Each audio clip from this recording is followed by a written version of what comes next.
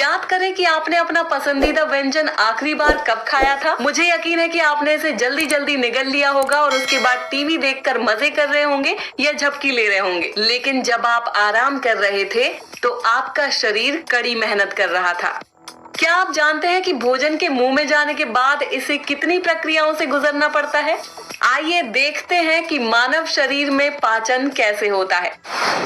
हमारा उद्देश्य है पाचन तंत्र के माध्यम से भोजन के अंतर्ग्रहण को समझना।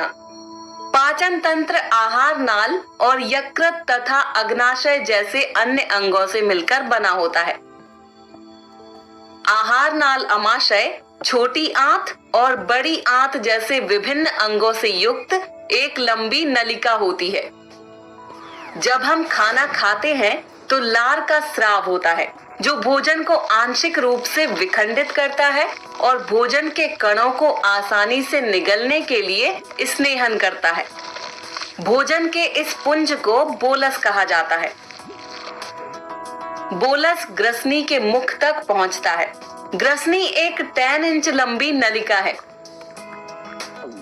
ये भोजन को गले से अमाशय तक पहुंचाती है।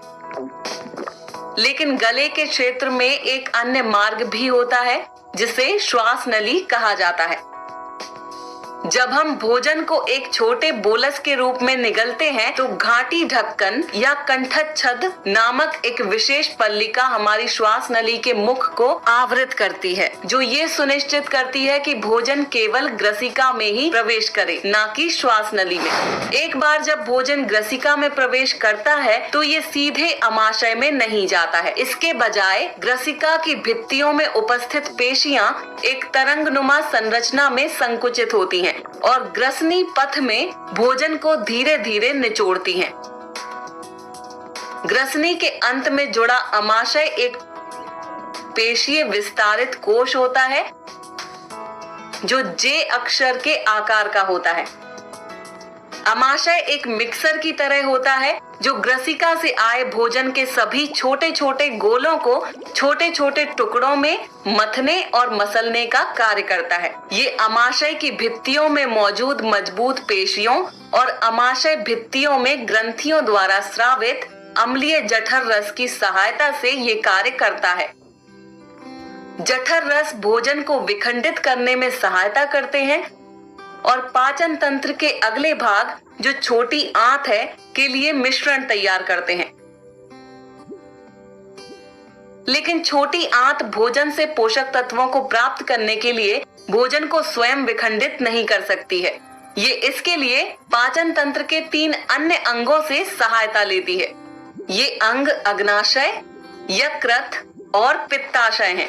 वे आहार नाल का भाग नहीं होते हैं लेकिन पाचन तंत्र में सहायक अंग होते हैं। वे विभिन्न रसों का स्राव छोटी आंत में करते हैं। ये रस भोजन को पचाने में सहायता करते हैं और शरीर को पोषक तत्वों को अवशोषित करने की अनुमति देते हैं। अग्नाशय शरीर को वसा और प्रोटीन को पचाने में सहायता करने वाले रस को स्रावित करता है। यकृत से स्रावित होने वाला रस, जिसे पित्त कहा जाता है, वसा के विकुंडलन में सहायता करता है और पित्ताशय इस पित्त रस के लिए एक भंडार गृह का कार्य करता है जो अतिरिक्त मात्रा का भंडार करता है जिसका उपयोग आवश्यकता होने पर किया जाता है। रस के साथ संपूर्ण भोजन के मिश्रित होने के बाद अंतर्वस्तु बहुत पतली और जलीय हो जाती है।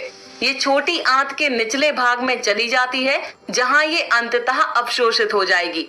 जब पचा हुआ भोजन छोटी आंत के माध्यम से अपनी यात्रा के लगभग अंत में होता है तो भोजन से प्राप्त पोषक तत्व अंत में छोटी आंत की भित्तियों से गुजरकर रक्त में प्रवेश करते हैं। अपचित भोजन फिर बड़ी आंत में पारित हो जाता है। इस भाग में जल का अवशोषण होता है और ठोस अपशिष्ट उत्सर्जित हो जाता है। आइए सारांश देखें। पाचन तंत्र आहार नाल और अन्य अंगों से मिलकर बना होता है। लार के साथ मिश्रित भोजन बोलस कहलाता है। ग्रसिका भोजन को गले से अमाशय तक पहुंचाती है।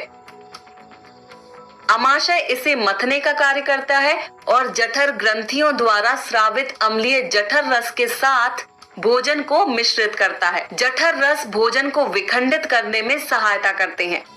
अग्नाशय अग्नाशयी रस का स्राव करता है जो वसा और प्रोटीन को पचाने में सहायता करता है। यकृत से स्रावित होने वाला पित्त रस वसा को विखंडित करता है। पित्ताशय पित्त रस का भंडारण करता है। अपचित भोजन बड़ी आंत में चला जाता है। शुक्र है कि हमारा शरीर पाचन में इतना अच्छा है। मैं ये कल्पना भी नहीं कर सकती हूँ कि मेरे पाचन तंत्र द्वारा बर्गर, सब्जियां और आइसक्रीम ना पचा पाने की वजह से इन्हें खा पाने में असमर्थ होंगी। आइसक्रीम से याद आया, क्या आप जानते हैं कि नियमित रूप से अपने दांत साफ नहीं करने से आपके सफेद दांत हमेशा के लिए खराब हो सकते हैं? दांतों को खराब होने से कैसे बचा सकते हैं, ये जानने के लिए हमारे अन्य वीडियो देखना ना भूलें।